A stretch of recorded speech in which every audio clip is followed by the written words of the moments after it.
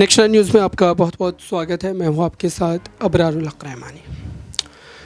दर्शकों, इस समय सबसे बड़ा सवाल ये है कि आखिरकार झारखंड में जो सत्ता का परिवर्तन हुआ, एक तरीके से आप कह सकते हैं, चूँकि चेहरे का बदलना कहीं ना कहीं पूरी रणनीति का बदलना होता है। चेहरे का बदलना कहीं ना कहीं एक मजबूरी के तहत होता है और झारखंड में वही चीज़ हुई है।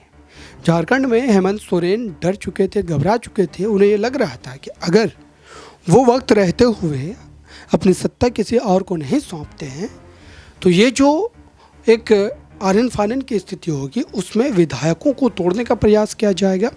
और विधायकों को तोड़ा कैसे जाता है अलग अलग प्रदेशों में भारतीय जनता पार्टी के द्वारा, ये सब बखूबी जानते हैं। और इसी बात से डरते हुए उन्होंने चंपई सोरेन को मुख्यमंत्री पद सौंप दिया। अब सवाल ये है कि आखिरकार ये कदम उठा करके वो कब तक बचे रह पाएंगे, कब तक उनकी सरकार जो सुरक्षित रह पाएगी। चुनाव होने वाले दर्शकों, और चुनाव लोकसभा के ही नहीं बल्कि विधानसभा के भी हैं झारखंड में। और इन दोनों चुनाव को देखते हुए साफ तौर पर स्थिति बनती है कि आखिरकार इसको लेकर के जल्द से जल्द फैसला नहीं लिया गया पार्टी के भीतर। संसदीय अगर कमेटी की बात करें या फिर जो प्रदेश इकाई है जेएमएम की, अगर उसमें नहीं लिया गया फैसला तो जाहिर सी बात है कि पार्टी कहीं ना कहीं लड़खड़ाएगी।